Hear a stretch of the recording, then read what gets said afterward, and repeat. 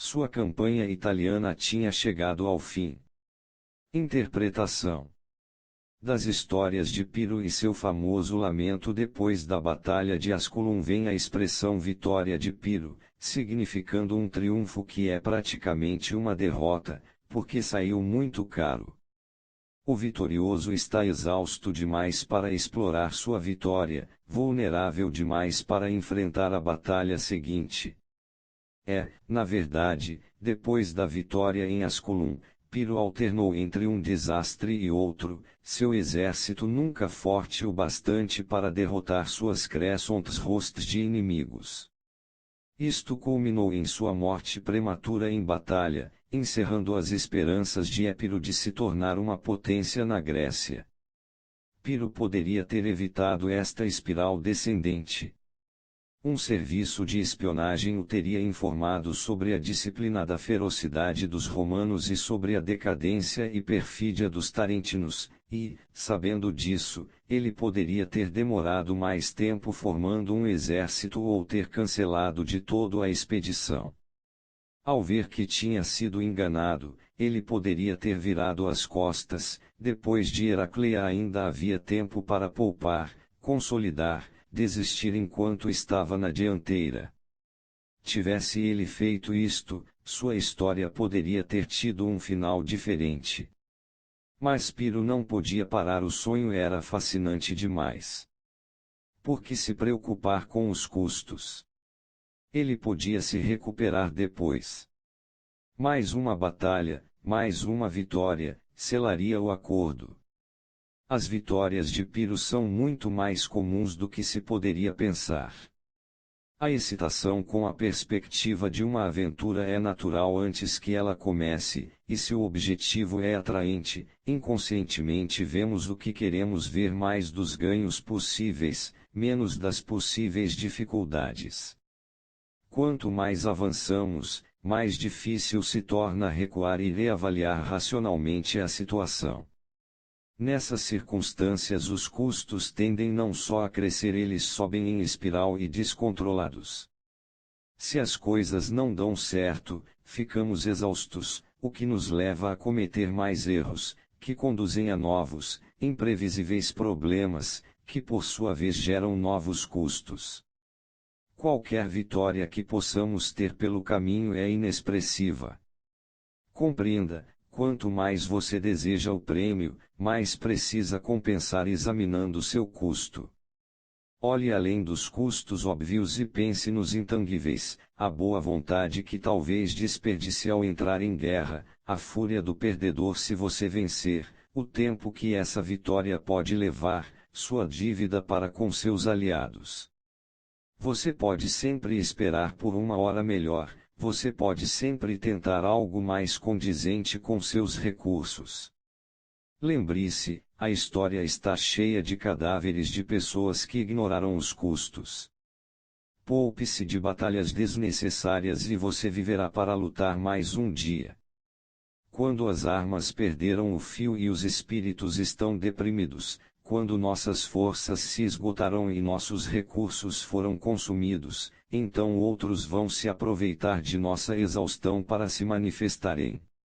Então, mesmo que você tenha generais sensatos, não pode fazer com que as coisas saiam bem no final. A arte da guerra, Sun Tzu, século IV a.C. Pontos fortes e fragilidades.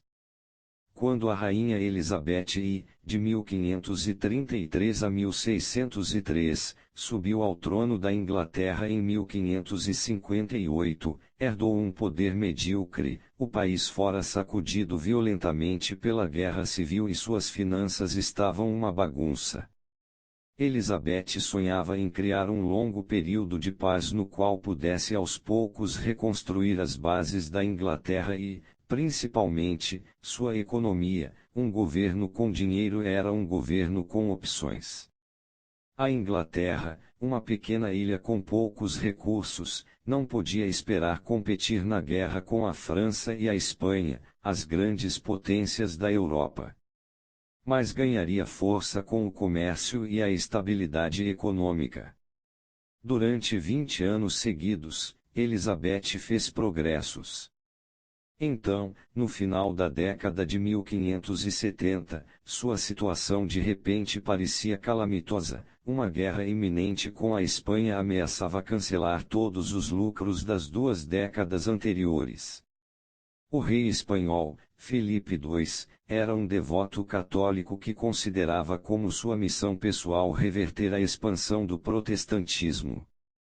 Os Países Baixos, hoje Holanda e Bélgica, eram propriedades da Espanha na época, mas uma crescente rebelião protestante estava ameaçando seu governo, e Filipe entrou em guerra contra os rebeldes, determinado a esmagá-los. Enquanto isso, seu maior sonho era restaurar o catolicismo na Inglaterra. Sua estratégia no curto prazo era uma trama para mandar assassinar Elizabeth e depois colocar sua meia-irmã, a católica Mary, rainha dos escoceses, no trono britânico. Caso este plano falhasse, sua estratégia a longo prazo era construir uma imensa armada de navios e invadir a Inglaterra. Filipe não ocultou bem suas intenções, e os ministros de Elizabeth viram a guerra como inevitável. Eles a aconselharam a enviar um exército aos Países Baixos, forçando Filipe a colocar seus recursos ali em vez de em um ataque à Inglaterra, mas Elizabeth não gostou da ideia. Ela enviaria pequenas tropas para ajudar os rebeldes protestantes a evitar um desastre militar, mas não se comprometeria com mais nada. Elizabeth temia a guerra, sustentar um exército era uma despesa enorme, e todos os tipos de outros custos embutidos certamente viriam à tona, ameaçando a estabilidade que ela havia construído. Se a guerra com a Espanha era mesmo inevitável, Elizabeth queria lutar em seus próprios termos. Ela queria uma guerra que arruinasse a Espanha financeiramente e deixasse a Inglaterra a salvo. Desafiando seus ministros, Elizabeth fez o que pôde para manter a paz com a Espanha, recusando-se a provocar Filipe. Isso lhe deu tempo para economizar fundos para a construção de uma marinha britânica. Enquanto isso, ela trabalhava em segredo para prejudicar a economia espanhola, que via como o único ponto fraco daquele país.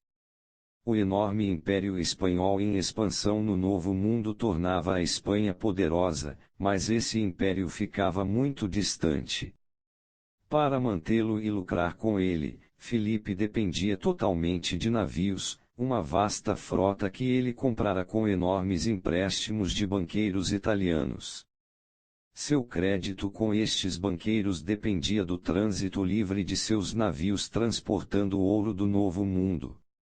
O poder da Espanha apoiava-se em uma base fraca.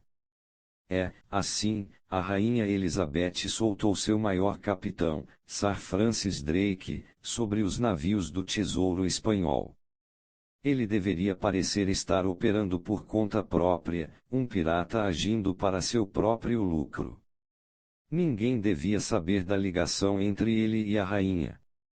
A cada navio que ele capturava, a taxa de juros sobre os empréstimos de Filipe subia, até que, no final, os banqueiros italianos estavam elevando os juros mais por causa da ameaça de Drake do que devido a uma perda específica qualquer.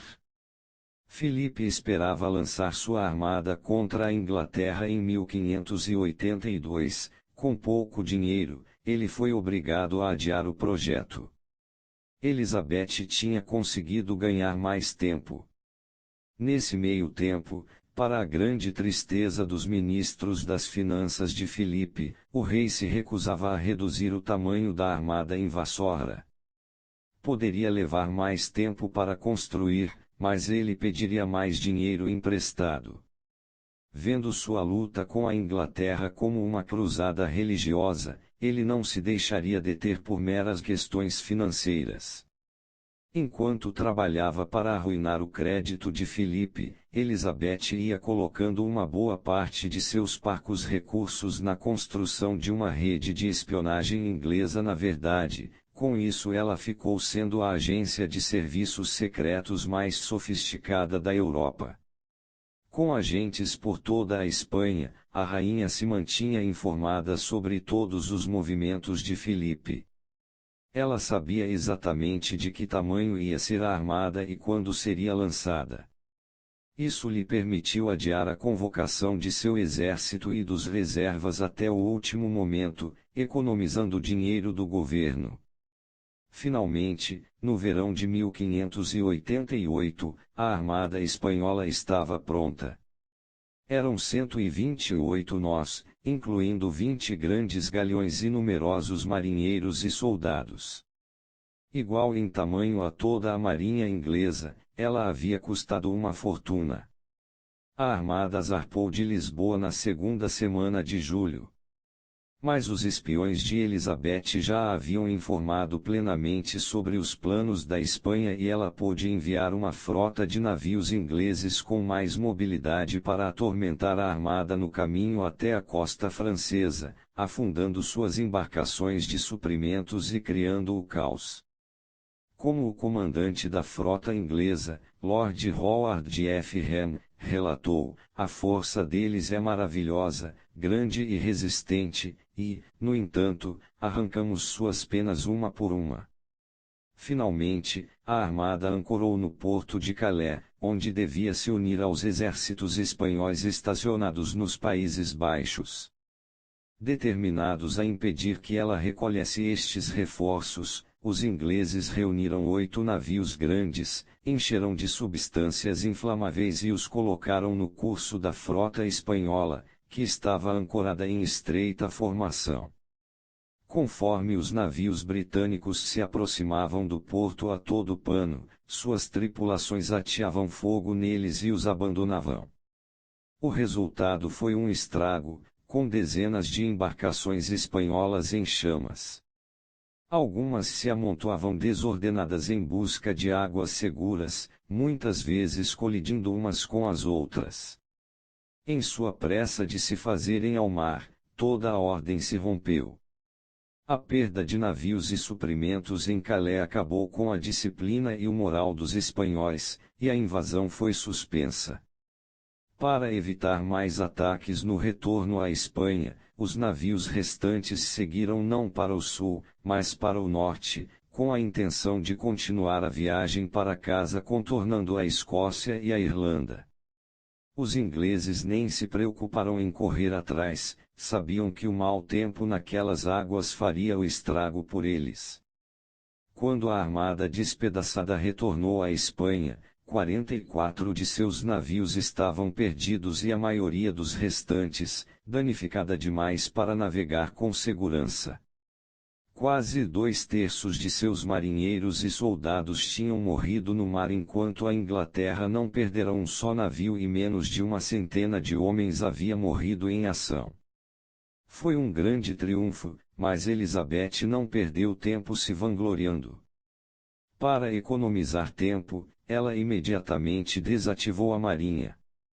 Recusou-se também a ouvir seus conselheiros que insistiam para que levasse avante sua vitória atacando os espanhóis nos Países Baixos.